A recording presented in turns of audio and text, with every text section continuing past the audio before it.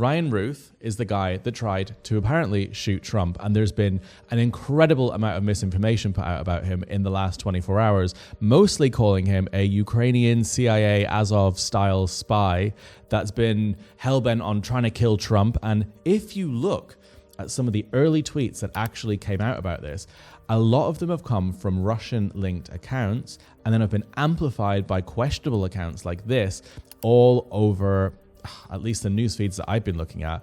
And this leads to American commentators repeating lies. It leads to even worse results. CNN publishing a video saying that he was a Ukrainian soldier. This is nonsense. And this is just another example of the cesspit of misinformation and Russian propaganda that Twitter has become and a lot of social media sites have become. And it all gets amplified. And then tens of millions of people start believing this stuff.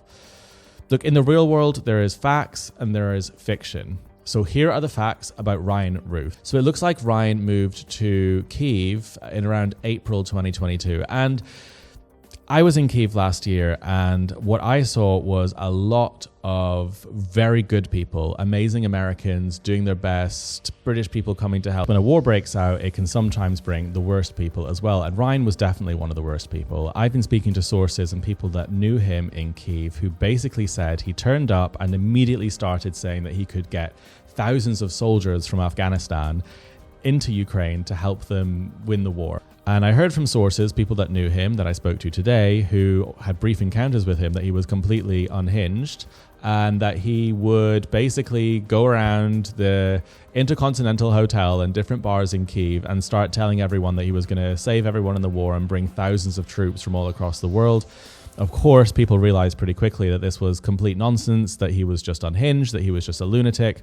So, upon receiving that reaction, it seemed that what happened next was Ryan then applied to become a soldier and was rejected because he was too old and probably too unhinged. So he became bitter about it. He spent a few more weeks in Kyiv and then flew back to where he lives in Hawaii and start becoming super bitter about the fact that he was basically rejected from Ukraine, right? Everyone realized that he was a lunatic.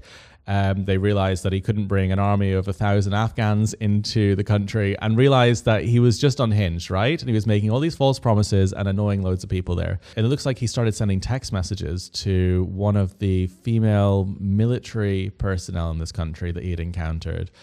Horrible messages about how Ukraine deserved to lose its funding because it rejected foreign help when the only help Ukraine has probably ever rejected was his help because it wasn't much help.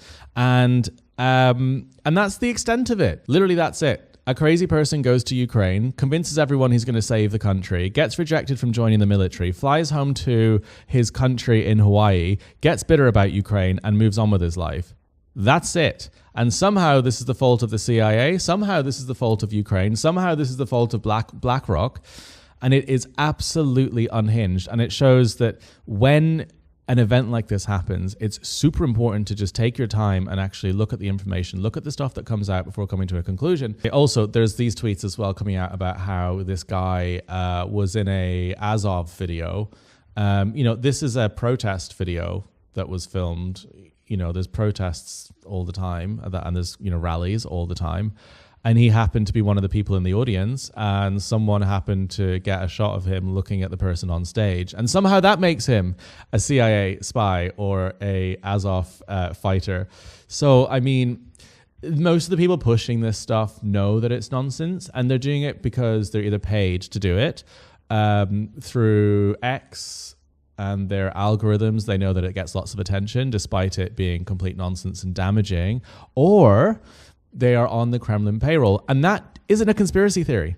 Not like these. There is actual evidence of the Kremlin putting money into right-wing accounts in America. We had this with Tenet Media literally 10 days ago. $10 million given to a very prominent right-wing figure who then funneled that money out to 6 or 7 prominent right-wing people who were huge on Twitter, who would then repeat Kremlin lies, whose biggest mascot, Tim Pool, said that Ukraine deserved to collapse, that Ukraine was the enemy of America, right? So that is actually the truth. And if you need more evidence of this, here are some tweets showing proper Ukrainian accounts based in Ukraine, warning about Ryan Routh. He is not and has never been associated with the International Legion or the Ukrainian Armed Forces at all. He's not and never has been a Legion recruiter. He's misrepresenting himself and lying to many other people. Categorical evidence that this person was insane, and people have been raising the flag on him since 2022. This isn't some sort of cover-up. There are hundreds of tweets, if you look down here through his timeline, that are completely unhinged, completely not related to Ukraine. This person was rejected from Ukraine. This person was rejected from Ukraine because people here thought that he was a complete lunatic. He has no connection with this country. But it just shows how quickly misinformation and drama is sent out on something like Twitter. And this is so dangerous. And it also all ties into what's going to be happening this week. The Department of Justice have released a statement saying that they're going to be releasing or declassifying one of the biggest files ever, exposing the entire network of Russian disinformation in the United States. So I wouldn't be surprised if that also implicates some of the accounts putting this stuff out right now, because that's what it is. Because some of the earliest and biggest accounts that were tweeting these tweets were Russian linked.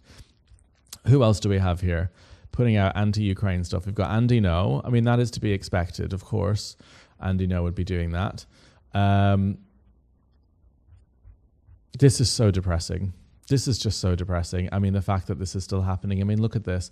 And then the mainstream media, put out corrections on this. The New York Times say, this isn't happening. This is nonsense, and no one reads their content because the accounts that are amplified the most on Twitter right now are, unhinged conspiracy Russian linked accounts. And it might sound funny, but this is what people are now believing, right? People believe that Trump was attempted to be assassinated by a CIA Ukraine soldier.